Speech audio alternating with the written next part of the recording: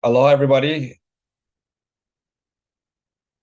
Aloha, and welcome to the best of both worlds, why combining the best of public and private housing will end the housing shortage with Senator Stanley Chang. I'm Luke Evslin, and I represent Kauai's District 16 in the Hawaii State House of Representatives, and I'm a member of the Housing Committee in the State House. It's my pleasure to introduce Senator Stanley Chang and to moderate this panel. A lifelong resident of Waialae Kahala, Stanley Chang represents East Honolulu in the Hawaii State Senate. Stanley attended Kahala Preschool, Kahala Elementary School, and Iolani School before attending college and law school at Harvard University. He practiced law at Cades Shuddy in Honolulu, specializing in real estate law. In 2010, Stanley was elected as the youngest member of the Honolulu City Council, where he chaired the Committee on Public Works and Sustainability and vice-chaired the Committee on Budget. In 2016, Stanley was elected to the Hawaii State Senate as its youngest member. As chair of the Committee on Housing, Stanley has pursued innovative social housing initiatives to truly solve Hawaii's decades-long affordable housing shortage. As a quick logistical note before we get started, please feel free to ask questions in the Q&A chat, and we'll try our best to answer as many as we can after the presentation. I will pass it over to our host, Stanley Chang, about the best of both worlds, why combining the best of public and private housing will end the housing shortage.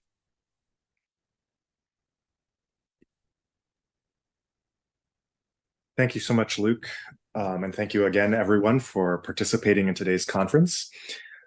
My presentation this morning will have three parts. We'll start with a quick overview of the history and the main features of the public housing system. We'll then the private housing system and talk about some of the features there.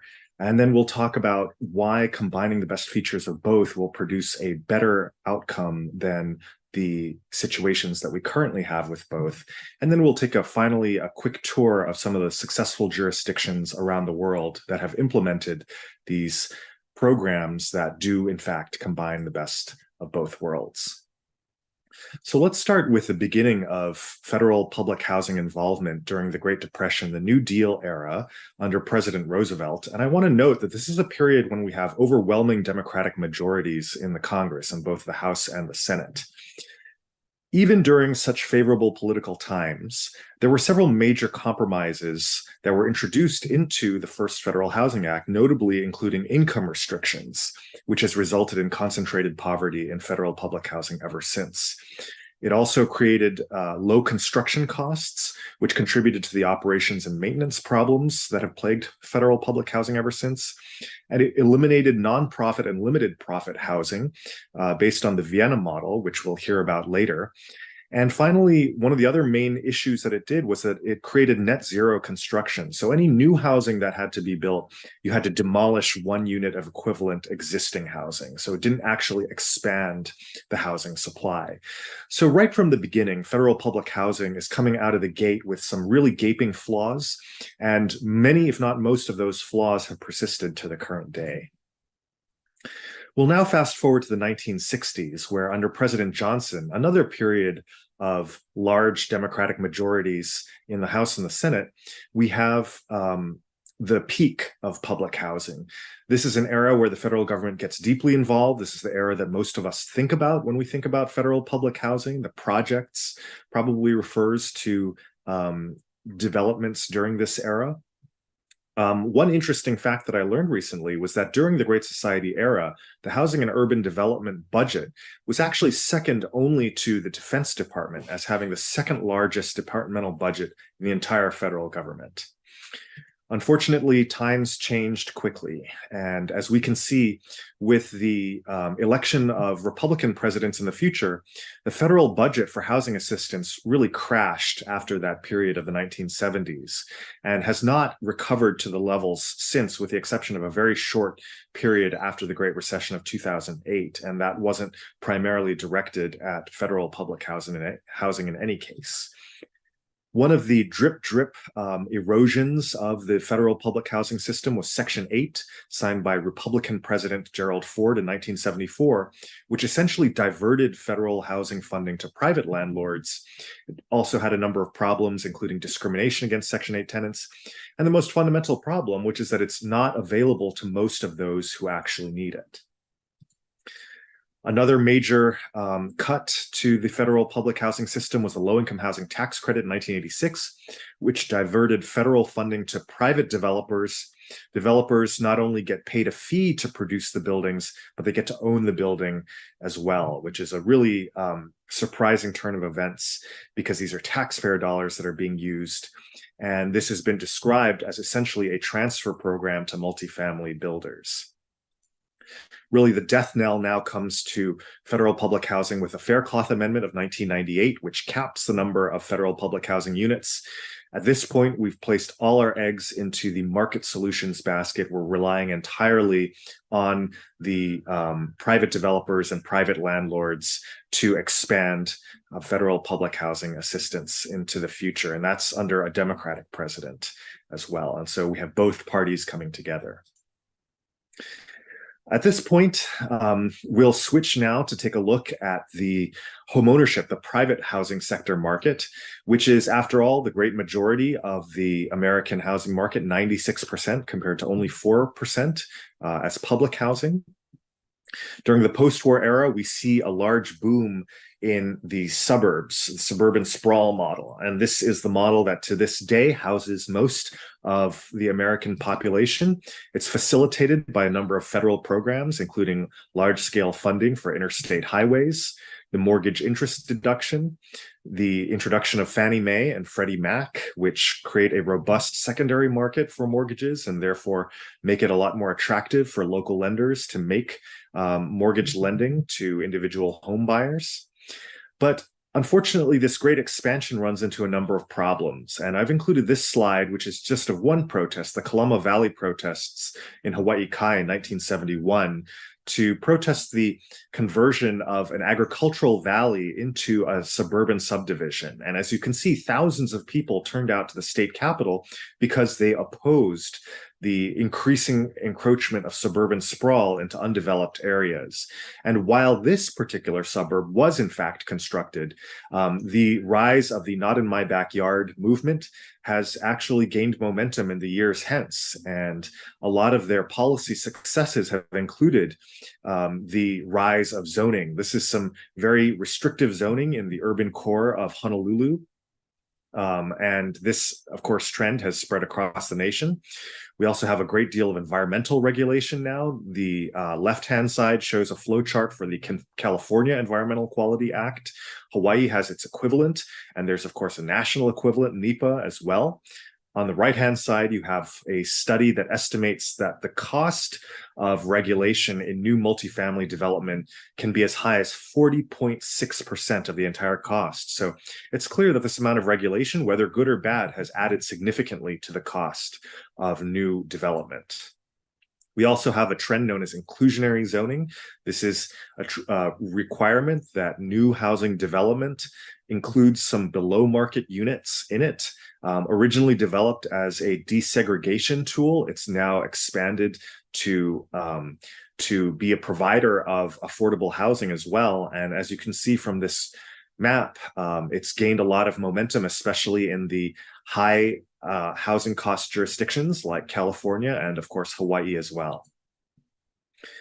Finally, another feature that we have here is the trend of exactions, where those who are proposing new housing development are then required to, for example, pay school impact fees to create new schools to accommodate the new residents in those new developments. Some of these impact fees and other fees actually have nothing to do with the actual development that's being proposed, but local counties are able to require them as a condition of construction, further adding to the cost of new development.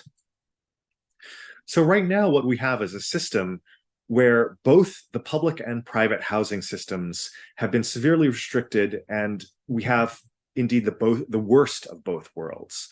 With respect to the federally funded, the publicly funded housing system, we've successfully actually diverted a lot of the funding that would otherwise go into the creation of new housing into the subsidies of existing private sector housing and the creation of new private sector housing, which is, of course, very expensive. And the profits go to private sector entities rather than being recycled and recaptured by public entities. On the private sector side, Local jurisdictions have really successfully managed to throttle new private development in these housing shortage jurisdictions through programs that are insufficient to meet demand, that reduce housing construction, and then the housing that is created is not truly affordable, which is why we see the situation that we're in today, where states like Hawaii have record high housing prices, and Hawaii in particular has now experienced 7 straight years of population decline due to a severe undersupply of the housing market for decades, for generations now. So here's where we get kind of to the heart of the issue. The issue is not that public housing is so great or that private housing is so great, but that both have certain pros and have certain cons. So with respect to the public sector has a lot of land. A lot of this land does not, most of it is not in existing residential neighborhoods, so it doesn't need to displace any existing tenants. The public sector, of course, is not a private profit-seeking entity, so it can charge low prices and it doesn't have to increase prices. It has no profit motive. It also has access to low-cost capital. We heard some of the low-cost capital that Montgomery County, for example, has access to with its AAA bond rating. It can also do large-scale development because the state of Hawaii, for example, is by far the largest developer entity in the state. And it has the incentive to do density, which is important in land shortage jurisdictions like Hawaii. It's also able to layer on incentives for low-income residents, such as Section 8 vouchers. We heard a little bit about that earlier in this conference. And as Montgomery County also noted, they're able to produce a steady amount of housing rather than being subject to the boom-bust cycle, even in periods like today when we have a high interest rate environment that constricts the private sector's ability to produce new housing. On the con side, there can be a lot of political resistance. We've seen that through the restrictions placed on public housing in the post-Great Society era. There can be a pressure to do exclusively focused low-income developments, like the LIHTC developments that we heard earlier, which concentrate poverty. One of the really big ones is that they require federal and state taxpayer appropriations, which are really only available in good economic times with budget surpluses, but which are unavailable during periods of economic difficulty and uncertainty. And finally, they run the risk of running into the big government scenario, where a lot of people object to the expansion and scope of government. On the private sector side, we also have a number of pros and a number of cons. On the pro side, they can scale because they do not rely on large governmental appropriations year on year. There's the perception that they produce high quality housing. The buyers of private sector housing are able to realize an appreciation on their investment, which after all is the largest investment that most of them will make. And they can keep the scope of government relatively small. But on the con side, we have a number of problems as well. Private sector housing is, after all, usually high priced. It's usually low density and doesn't maximize the amount of density that's available on a parcel of land. It runs into the problem of NIMBYism, where existing neighborhoods or when existing neighborhoods and undeveloped land are being redeveloped, that there's a lot of resistance to that. There's also a lot of public resistance to the idea that these developments are being made available and sold to wealthy overseas investors. And finally, they're of course subject to the boom-bust financial economic cycle, the business cycle, that doesn't necessarily comport with periods when the housing need is the greatest. So that's why what I'm proposing today is not expanding the public sector, nor expanding the private sector per se, but actually combining the best into the best of both worlds, where the 3 key principles will be that these new developments are revenue neutral, like private sector developments. They are income blind, like private sector developments. They're also available to all. They're non-rationed, they're universal, like private sector or the history of private sector developments.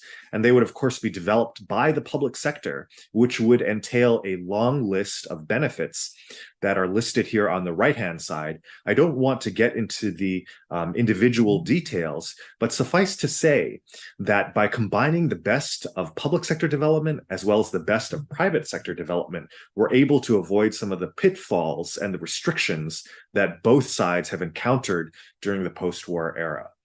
And so I want to just walk through a very simple timeline of what such development would look like. So first, we would start with a state-owned parcel near a rail station. And of course, the state of Hawaii is the largest owner of land near the rail stations that are currently being built, several of which are operational today.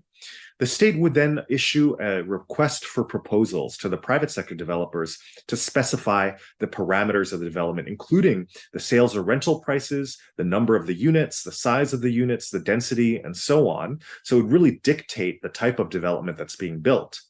The winning developer would then have access and use low-cost state credit, such as state-guaranteed loans, or state bonds, which are much cheaper than existing private sector loans, especially in a rising interest rate environment.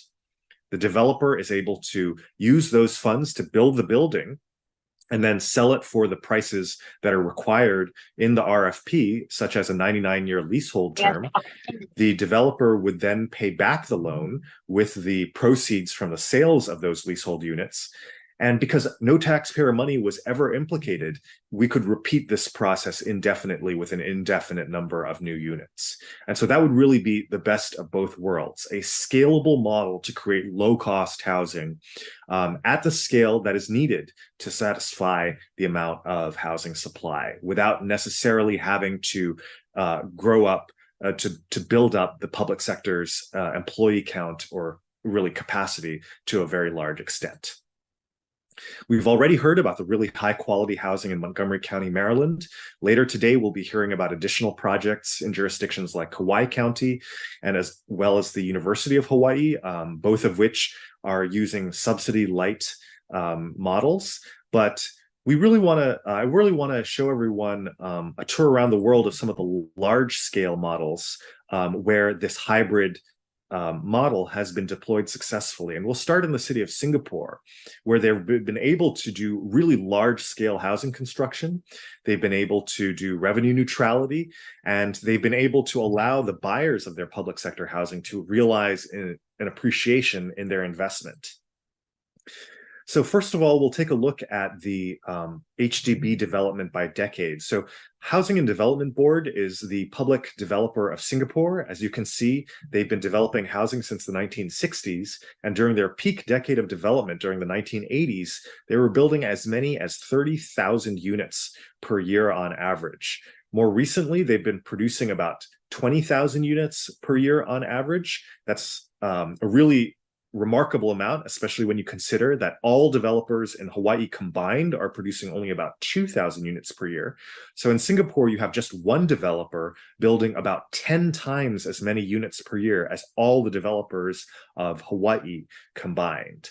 And indeed, because the public sector housing has been so active, over 80% of the population of Singapore lives in these units, and over 90% of the entire population are homeowners, including those living in private sector housing. This is a situation in which the public sector development has taken direct responsibility for the production of the housing that is demanded by the growing population of Singapore. The policy planners maintain a consistent but small oversupply, and they plan ahead with 50,000 units in the construction pipeline at the time of this article in 2018. So the public sector is the market maker. It is providing enough housing for everyone in Singapore. And the reason they're able to do so is because it is a financially scalable concept.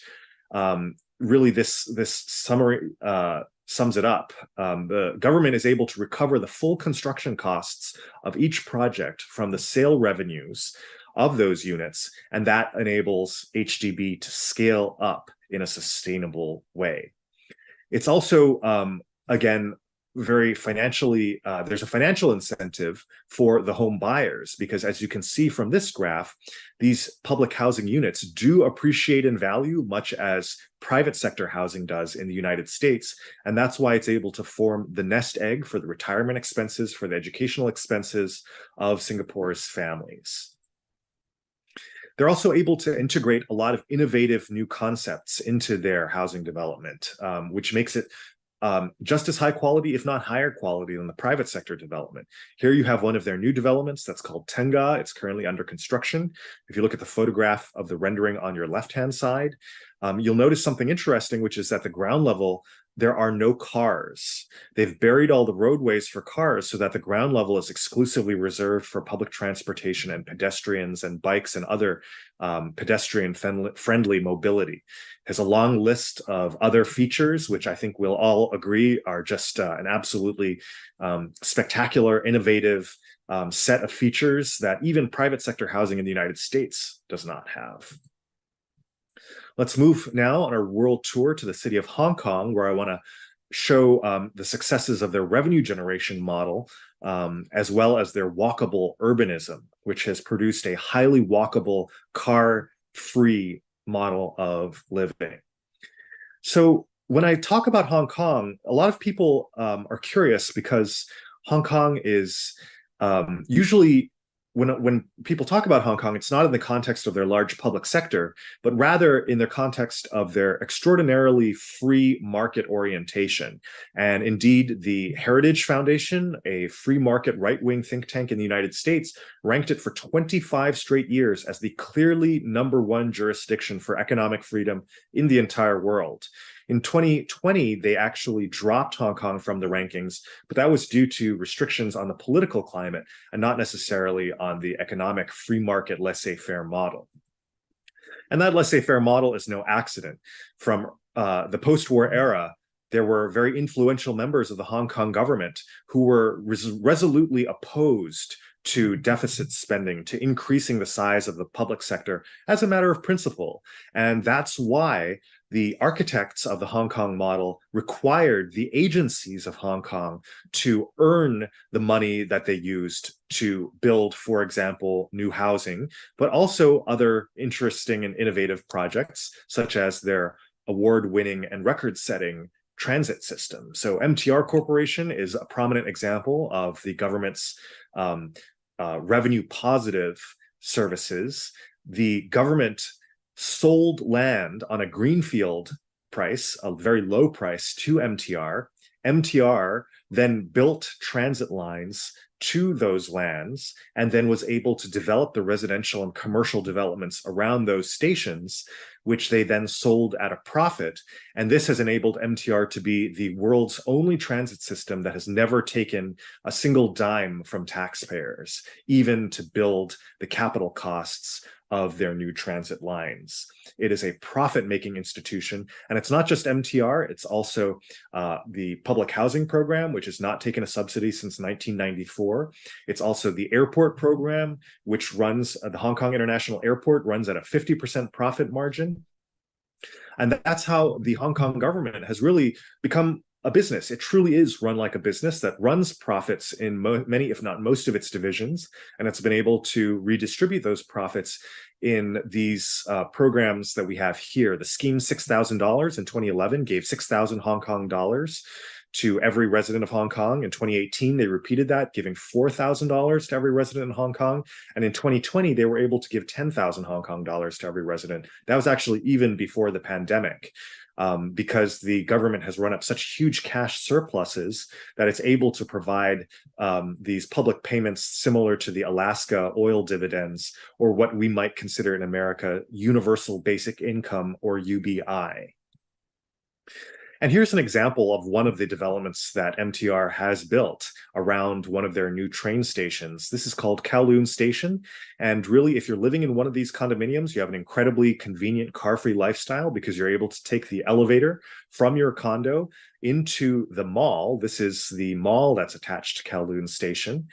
And this diagram shows you that you're able to take elevators and escalators, not just to the mall, but even to basement levels, where you're able to access a bus and taxi terminal. On the basement 1 level, the airport express line, where you can take the train, the high-speed rail to the airport. And on the basement 2 level, to access the subway system that connects you to the rest of urban Hong Kong. And what's really interesting is that you're able to access really anywhere in Hong Kong without touching the outside world, because you're within this climate controlled bubble. And here's another diagram of Central Station, which is another one of these highly developed stations where the pink and the green passageways show you just how easy it is to get from your office building, your hotel, your condo, to your transit hubs without ever having to cross a street, without ever having to carry an umbrella, because you're in a lot of these most of these passageways are climate controlled and therefore highly convenient for pedestrians. You really never need a car in Hong Kong. And that type of a lifestyle, I think, is one that we can all embrace as we're all becoming more conscious of the impact that cars have on climate change. And our final stop on our Around the World tour is the city of Vienna, Austria, where I want to highlight the success of their public-private partnership model, the efficient financing model that they're able to deploy, and how they're able to use those efficiencies to give rent subsidies to everyone who needs them. And so we start with actually, when people talk about Vienna, it's often in the context of being the most livable city in the world. And what people might not realize that in addition to the really great lifestyle, the coffee houses and so on, this is also a jurisdiction that has solved homelessness, that is able to extend low-cost rental housing to everyone who needs it. And what they do is they build their new housing through this innovative model called the Limited Profit Housing Association. It's, of course, not that innovative. In America, we banned it back in the 1930s, so it's nothing new. But these are private sector entities that are allowed to make a profit that's capped at 3.5%, but their rents are limited by the recovery of the cost of construction. So they cannot raise the rent to make a profit beyond the cost of construction, except to, if you look at the third bullet point here, they are able to raise additional equity capital to build future buildings for future generations. So those are the only two things that they're able to charge rent for, is to recover their costs and to create new capital to create more buildings as well in the future. And that's what they're required to do. Their construction obligation is to reinvest their surplus capital in the future into building new housing specifically. And that's why this model has been able to churn out thousands of units a year on an average of a 26% discount to existing private sector landlord prices. And this is how they're able to do so at a cheaper rate. Now, this is a really interesting slide that I wanted to show you, because if you look carefully at the red bubble on the left and the black bubble on the right, the LPHA housing, their building costs are no cheaper than the private sector housing that you see on the right-hand side. The only reason that the LPHA housing is cheaper is because they're paying a lower interest rate of 2.5% compared to the market interest rate that the private sector landlords are charging. And just by that one difference, they're able to charge rents that are significantly cheaper than the private sector landlords. And that's why through their financing model, they're able to bring down costs for their residents in a really dramatic way. And that really shows the power of their financing model.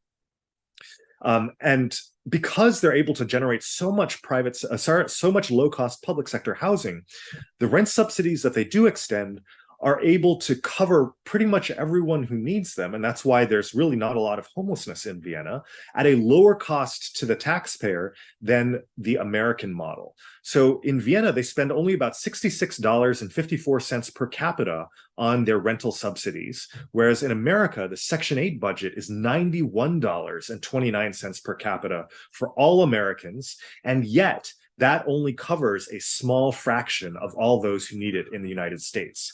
And so Vienna is able to use their rent subsidies on their low-cost public sector housing, therefore stretching their subsidy dollar, rather than the United States that, as you'll recall, is paying for private sector fair market rents for those who need it the most under the Section 8 program, and therefore they're only able to house a small fraction of those who need it the most. Here's a quick summary of 3 of the jurisdictions that we just toured on our Around the World tour. And again, I think some of the strengths that I've been able to synthesize from these models during our own delegations that have researched them. And what I really want to emphasize here is that if it exists, it must be possible. This hybrid model that we're talking about that envelops both the best of the public and private sectors is not some pie in the sky idea. It's been implemented to a great extent in each of these 3 jurisdictions. It's been implemented in very different ways and customized to their local needs, but they've done so successfully. And as we're seeing here in the United States, it is possible to do so as well through the presentations that we'll be hearing from today. And this is really why it's important, because the principle of one job should be enough is, I think, the principle that encapsulates what I've been trying to do in my career in public service. We already have universal free public education. We already have 90+% of our population in Hawaii covered by our healthcare system if you have a medical emergency. But what we're missing, the primary barrier to the ability of local people to live a good life, to raise a family, to have the spare time to engage in hobbies and spend time with your family, is our housing costs that have skyrocketed out of control. One job should be enough. If we are contributing to the economy, if we are being, working people, we should be able to have that good life. And if we're able to do so through our, if we're able to buy low-cost housing or rent low-cost housing through an innovative public-private type of model, then really we're going to be able to guarantee to all of our future generations a great life. And that is what I believe that the mission of the state of Hawaii, of the counties of Hawaii, of the federal government, all should be aligned to deliver to our constituents. And again, here's a quick summary of the benefits that we can deliver with this hybrid best of both worlds model. And I'll leave this slide up maybe during the Q&A. So we have a touchstone to get to, but Representative, I'd be happy to, at this time, open the floor for questions. Awesome. Thank you, Senator Chang, for the really informative presentation here. So just a reminder for the audience, if you guys have questions, you can input it into the Q&A. I do have a couple myself, and then we'll launch to, there's already a question in the Q&A here. But for my own question, so when you're saying that you're advocating for essentially income blind housing development, so no income restrictions on the purchasers, if you could walk us through really how that would work to ensure that the most needy households are getting access to these units. And just for my own clarification, I think what you're saying is we're not using market rate units to subsidize essentially below market units with income restrictions. You're saying no income restrictions across the board and just selling cheaper units, correct? And if you could just walk us through then mechanisms to ensure that needy households get access to housing. Yeah, thanks, Representative. So there are a few ways that we can do that. Because the public sector is developing these buildings, it can, for example, place low-income Section 8 voucher holders into these buildings. And one statistic that you might not be familiar with is actually that over half of all Section 8 recipients in Hawaii are unable to find a landlord that is willing to rent to them and therefore have to return their vouchers back to the entities that granted them. So that problem would be solved if the public sector developer controlled a number of these units, because the public sector developer, of course, should not and cannot discriminate on the basis of holding a Section 8 voucher. Another way that the public sector can do it is if we look at the Vienna model.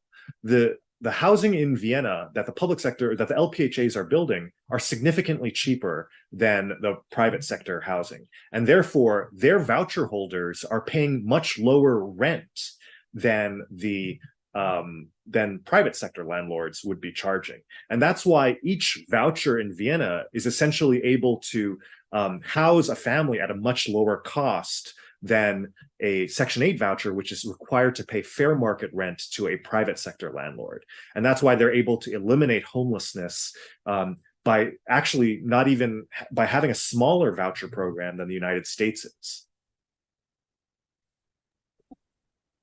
Thanks for the explanation. And I guess just as a quick follow-up, so do you see this program as sort of supplementing the work of our, say, county housing agencies and the work of our, Hawaii Public Housing Authority, who are actively setting up income restricted housing development? Or do you see this model essentially replacing the need even for income restricted development?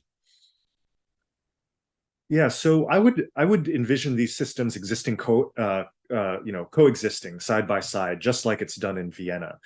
We will always need support for the low income. That will never go away. We do have thousands of income restricted Section 9 public housing units in Hawaii.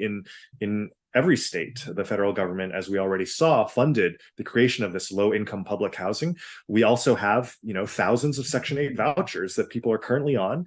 And the need for those will never go away. But my hope is that we make those programs more efficient by enabling us to spend less money through those programs while housing an even greater number of people. So we get the best of both worlds, where we're able to spend less, but also to house more people. And as for everybody else who can afford, a home that costs, say, $400,000 or $500,000, which is significantly below the market price in Hawaii, then they would have the low-cost option of the hybrid public-private sector model that we just described today.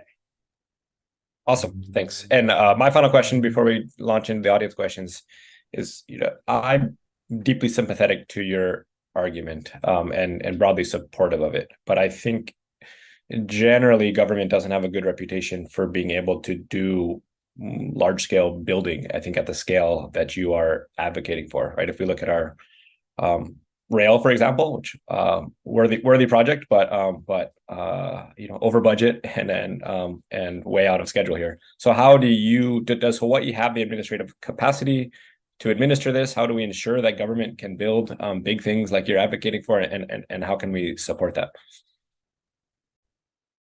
Yeah, so that transition is not going to happen overnight. And it is happening now, slowly but surely. Like I said, we've already heard from Montgomery County. We're going to be hearing from Kauai County. We're going to be hearing from the Hawaii Public Housing Authority and the University of Hawaii on the projects that they're building. But the bottom line is there are reasons why the government housing of past generations was unsuccessful. And those experiments, for example, to restrict government housing only to the low income, which in turn concentrated poverty, there are reasons why those policies produced the suboptimal outcomes that we have today.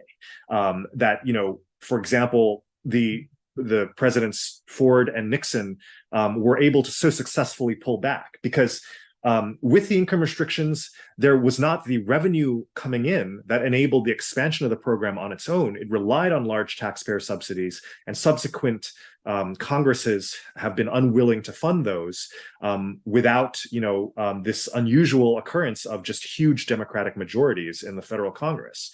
So if we are to adapt to the reality of that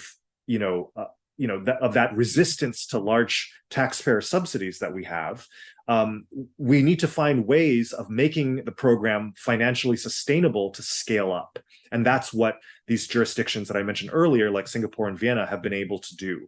They've been able to make it financially sustainable to scale up. And again, that's what Montgomery County, Maryland has been able to do, which is how they're able to scale up their housing production on such a large scale. Now, there's also this what you referred to earlier, that this perception that government housing is lower quality. And again, as we saw in 1937, the government was required to produce housing that was lower quality, that was produced for a lower budget per square foot than the private sector could possibly reasonably do. And so jurisdictions like Singapore don't have to do that. Jurisdictions like Vienna don't have to do that. Like I said, Vienna doesn't assume that its construction costs for its LPHA social housing are any lower than private sector housing. And in fact, they're higher quality buildings. We see in places like Vienna and Singapore, we see rooftop swimming pools, we see artificial lakes, we see playgrounds, we see theaters just for that one public housing development for plays and concerts. And I think that really shows that when we learn from the mistakes of government housing in the past in America, we'll be able to produce higher quality housing that will, over time, shift the perceptions that people have of government housing. And I think another big way that perceptions will shift is when these hybrid apartments and condos can appreciate in value over time, therefore becoming, nest eggs for wealth generation, for the retirement savings of our families, just as people view the private sector housing, the American dream housing, as we say, in America today. So if you're able to buy one of these public sector apartments, if you're able to see it appreciate in value, and if you're able to tap that value for your retirement or your kids' education like they do in Singapore, then I think you will see it as a desirable place to live as well. And so, there's not one single magic bullet, but if we are able to learn from our mistakes in a number of different categories, if we're able to again, bring the best of the private sector into this public sector-led developed housing, we're going to be able to create a new model of housing that will not fall into the pitfalls that we've had with previous government housing projects. Great, thanks. We're going to go to the audience questions. So from John, he said the state legislature recently passed bills that increase the capacity of the state to move towards your vision. Could you highlight some of these advancements and talk about what more is needed? Yeah, so the good news is after 5 or 6 years of fighting for these principles, we have a number of legislative successes to show for them.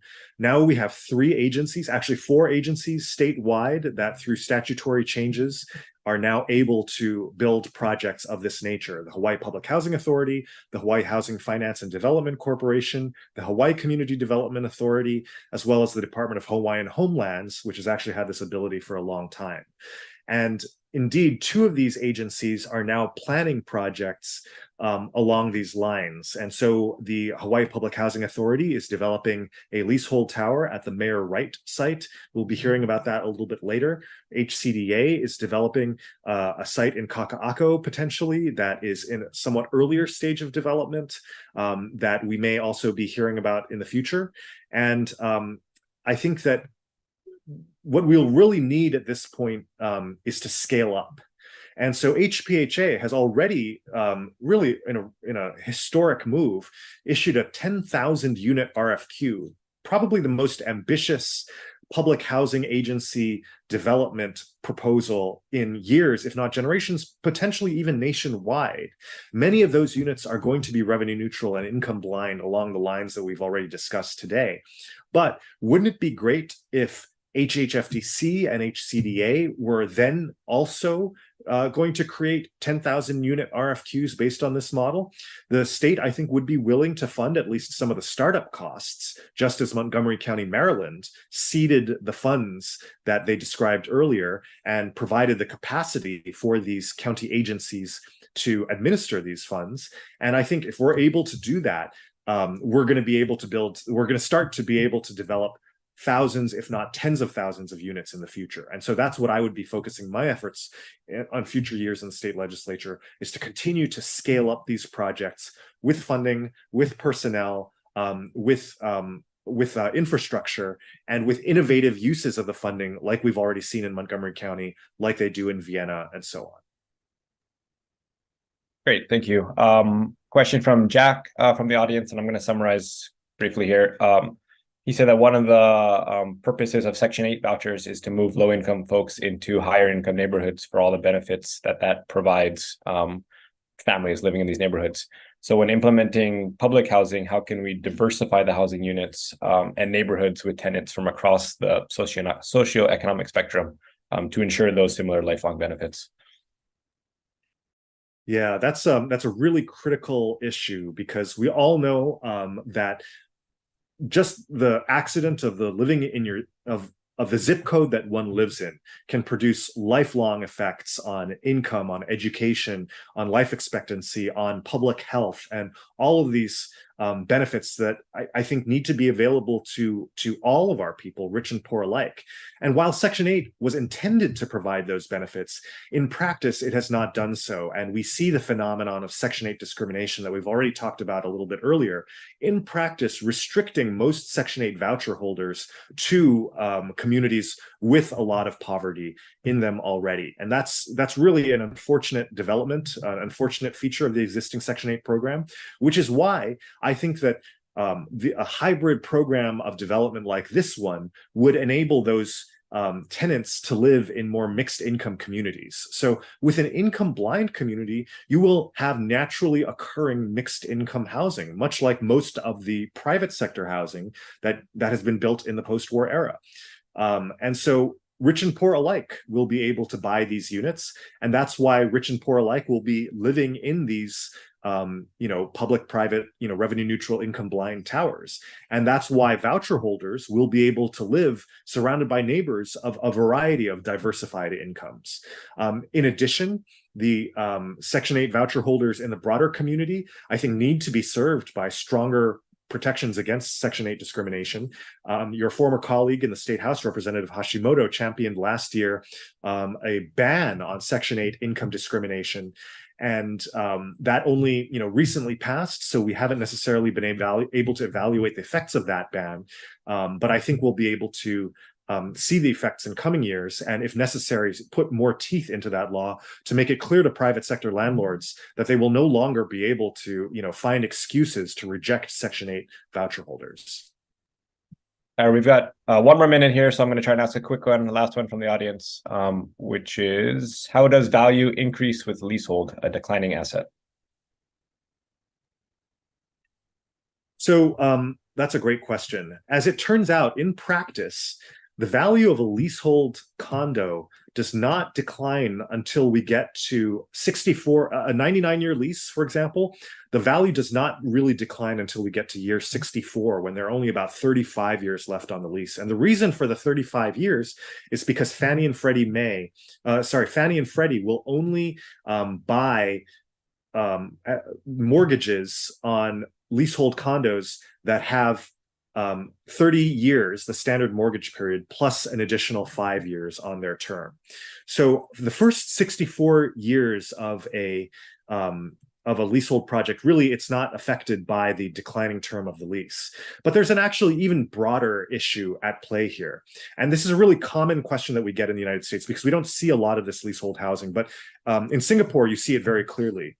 New public housing in Singapore is built far away, in the boonies. And so that Tengah New Town project that we saw is quite a distance from the urban center. They're in what's called non-mature estates that don't necessarily have all the amenities like public education, like retail centers fully built out. They do have their public transportation already built out. And that's why they're sold at a relatively lower price compared to projects that are developed in the city center, in the urban core. So a development like Tengah, over time, those schools will get built. Those retail centers will get built. More and more towers will get built. So there's that liveliness of the commercial sector in those areas, of those mixed income buildings. And naturally, those non-mature estates over time become mature estates. They become much more desirable places to live. So even putting aside the leasehold issue, units that were developed a long time ago tend to appreciate in value over time, even in markets where there is no housing scarcity, by simple virtue of the fact that those neighborhoods become much more convenient over time. And I think we've all seen that in our local communities, whether it's, the Eva Plain here on Oahu, those units that were developed in Kapolei and Eva Beach that started as quite affordable units. I remember as a child, you could get units in Kapolei for, $100-something, $200-something thousand. They're now trading at many times that amount. Even the district that I represent was considered very, very far away from the city center when it was first developed, and therefore was sold at affordable prices for first-time home buyers. And today, those property prices have appreciated dramatically. And so that's a feature of private housing that has been very prominent in the United States, And it will also be true of public sector leasehold housing in Hawaii. And we can be confident of that because that has certainly happened in Singapore, which is why in Singapore, there are many public housing units that are trading now over 1 million Singapore dollars, in fact, over 1 million US dollars in the resale market. That just demonstrates how desirable they are and how, how lucrative it is, how we can take people who are in the middle class or even the working lower middle class and give them the benefit of the wealth that they can accrue through private sector housing, through the so-called American dream. I want that American dream to be available to as wide a swath of the population as possible, just as Singapore has done. Awesome. Thank you, Senator Chang, again for the presentation and all the work that you do on this front. That's all the time that we have for this discussion. And I believe we're going to have a 15-minute break now. Then we'll go into some remarks from Deputy Director Wicker from the Department of Business, Economic Development and Tourism. And then our next presentation, which is Social Housing in the California Legislature, presented by Assemblymember Alex Lee.